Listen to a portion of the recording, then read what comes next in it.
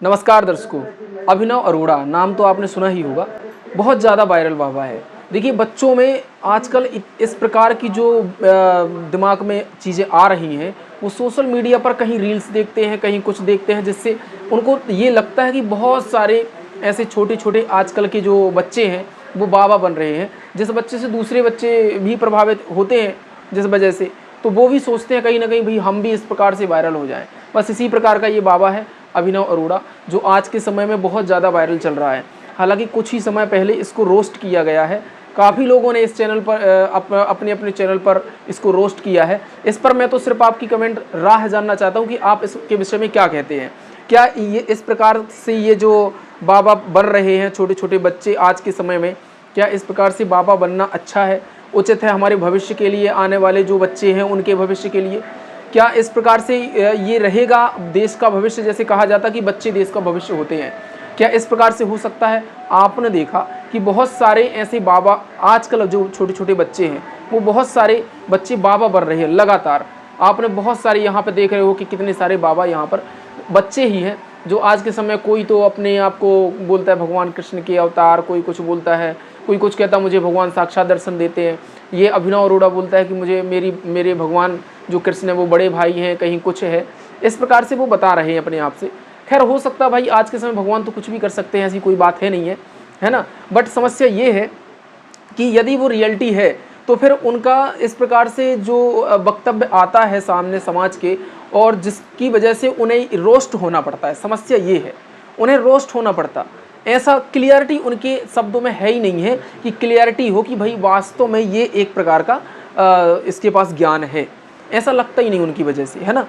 उनके वाणियों से ही पता चल जाता है कि ये भाई एक्टिंग कर रहे हैं, ये दिखावा कर रहे हैं। जैसे आपने अभिनव अरोड़ा की ये जो वीडियो देखी है, इनमें बहुत सारे उसके ऐसे वीडियो सामने आए हैं कि एक ही बात को उसने 50 बार बोला हुआ है, एक ही बात को, है ना? आप ये बहुत सारे शॉर्ट हैं, इस प्रकार से आप देख भी सकते हैं। तो कई लोग ये कहते हैं कि भाई उसके पिताजी ने उसको ये सारी बातें सिखाई हुई हैं, ऐसा बोलते हैं वो, है ना? तो इसमें कितनी सच्चाई हो सकती है, ये भी सही बात है।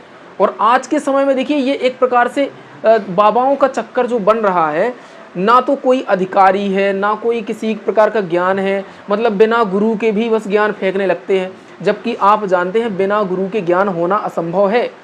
और एक वाणी है कि रामकृष्ण से कौन बड़ा तिन्हु भी गुरु कीन, 3 लोक के वेधनी गुरु आ गया अधीन, है ना? और ये आजकल के छोटे-छोटे बच्चे वो सीधे कथा वाँचे लगते हैं। अब बताओ आप, सीधे कथा वाँचे लगते हैं, जिससे गुरु की पदवी का कोई महत्व ही नहीं रह जाता है, क्योंकि ये तो सीधे बिना गुरु के ही सब बन जाते हैं ना। इन्हें कहीं से ऊपर से ही ज्ञान मिल जाता है, बोलते हैं हमें तो ऊपर से ही ज्ञान मिला था। तो यहाँ पर ये बात भी कहना सही होगा भाई, जैसे प्रहलाद ने उसे पेट में ही भक्ति शुरू कर दी थी, है ना? तो कहेंगे भाई पेट में, लेकिन उनका गुरु तो था ना, प्रहलाद जी का तो गुरु था, उनके गुरुदेव थे नारद जी जिन्होंने भक्ति दी। लेकिन इनको कहाँ से, इनके तो कोई गुरु भी नहीं है। तो सिंपल सी बात है, सोशल मीडिया पर देखा, अरे यार बहुत मस्त है, चलो प्लेटफॉर्म अच्छा है, पकड़ लो, अपनी बच्चों को बाबा बना दो, बस थोड़ी ज्ञान की बातें देखेगा, देगा, पैसा आएगा मस्त, अच्छा पैसा कमाओ, कोई दिक्कत नहीं, है ना? तो अभी आगे देखिए आप, है ना? तो ये पैसे कमाते हैं बहुत ज़्यादा, और बस इनको गुरु बनाने से कोई मतलब नहीं है। समाज में लंबी लंबी फेंकना, लोकप्रिय हो जाना, बस इस वजह से इनका जो है धर्म का एक प्रकार से बिजनेस बना के रख दिया। अब सोचिए यदि धर्म का बिजनेस होने लगेगा तो इसी को तो कहते हैं कि पृथ्वी पर अधर्म बढ़ने लगा है। क्योंकि धर्म का बिजनेस नहीं, धर्म से लोगों को वो चीज़ मिलती है जिससे वो अपने जीवन को तय करते हैं, अपने जीवन को ये देखते हैं कि हमें अपने जीवन को किस प्रकार से भगवान के प्रति समर्पित करके और भगवान के श्री चरणों में पहुंचने का मार्ग मिलेगा, ये तय किया जाता है। लेकिन क्या इस प्रकार से जो ये बाबा आजकल के बनते हैं, ये पेट से ही पैदा होते हैं और बस बाबा बनने लगते हैं, क्या इस प्रकार से बिना गुरु के ही हो जाएगा? जब हमारे इतिहासों में प्रमाण है, हमारे सदग्रंथों में प्रमाण है कि बिना गुरु के कुछ हो नहीं सकता है। छोटे छोटे बच्चे आज बन के और बाबा बन जाते हैं, बिना गुरु के ही ज्ञान फेंकने लगते हैं। क्या इस प्रकार, आप ये बताइए पहले कि हम कमेंट में ये जानना चाहते हैं दर्शकों से कि भाई बिना गुरु के क्या आप मानते हैं कि बिना गुरु के ज्ञान होगा? और यदि आप मानते हैं तो ये तो शास्त्र सम्मत बिल्कुल भी नहीं है ना? और जो लोग इनका समर्थन करते हैं, बहुत सारे लोग चिपक जाते हैं, क्योंकि जनता तो बेचारी भोली वाली होती है ना? देखो ऐसा बात नहीं है, हर कोई आज के समय में, लेकिन शिक्षा इतनी बड़ी चीज़ है जिससे हम अपने आप को समझ सकते हैं कि भाई हमें किस मार्ग पे जाना चाहिए, हमारे सदग्रंथ क्या कहते हैं, है ना? अब ये जो अभिनव अरोड़ा है, इसकी बात सुनिए आप।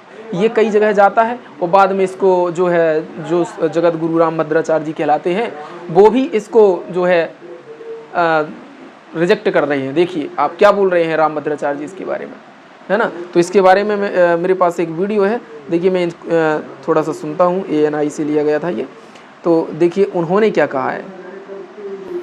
संत के रूप में लगातार प्रवचन कर रहे हैं काफी संख्या में, इसके लिए आप ये दुर्भाग्य है। आपने भी मेरा एक वीडियो वायरल हुआ, आपने देखा हो, इसके लिए आप वही बात। देखिए क्या कहा। इतना मूर्ख लड़का है वो कहता है कि कृष्ण उसके साथ पढ़ता, शिष्टता से उसको बोलेगा मैंने नहीं, भगवान के उसके साथ पढ़ेंगे। मैंने तो वृंदावन में उसको बहुत डांटा था। सीधे बता रहे हैं ना, वो कह रहे हैं कितना मूर्ख लड़का है ये, है ना। हालांकि समस्या ये है कि कहीं ना कहीं लोग ये भी भूल जाते हैं भाई कि भाई हम जिससे ज्ञान ले रहे हैं वो इतना योग्य है भी या नहीं। क्योंकि आज के समय में तो देखो बाबाओं की बाढ़ सी आई हुई है, बहुत ज़्यादा बाबा हैं दुनिया भर में, ठीक है। और कई लोग ऐसे हैं जो बनने का प्रयास कर रहे हैं कि आगे चल के हम गुरु बन जाएंगे, पद मिल जाएगा, गुरु पद मिल जाएगा, ये भी चल रहा है, लगातार लोग प्रयास कर रहे हैं, है ना। लेकिन आप ये सोचिए कि जब परीक्षित थे तो राजा परीक्षित को 7वें दिन सर्प ने डसना था। उस टाइम पे सोचिए, उस टाइम पे क्या महर्षियों की कमी थी, गुरुओं की कमी थी? बिल्कुल नहीं थी। वेद व्यास जी थे, और भी बहुत सारे साधु संत थे, गुरु वशिष्ठ जी थे, है ना।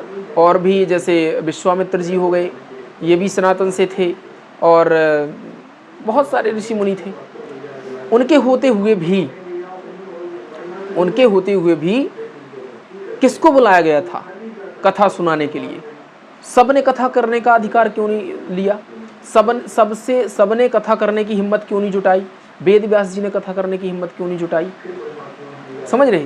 क्योंकि वो अधिकारी नहीं थे, और उनकी 7वें दिन पोल खुल जाती। क्यों? 7वें दिन सर्प ने डसना था, तो उनकी पोल खुल जाती, है ना। तो उस टाइम पे कोई अधिकारी नहीं था, उस टाइम पे सिर्फ एक ही अधिकारी थे, जो भी विष्णु जी के अधिकारी संत थे, जो भगवान विष्णु जी की प्राप्ति करवा सकते थे, वो थे सुखदेव ऋषि जी। तो सुखदेव ऋषि जी को स्वर्ग से बुलाया गया था, किसी ने हिम्मत नहीं की थी।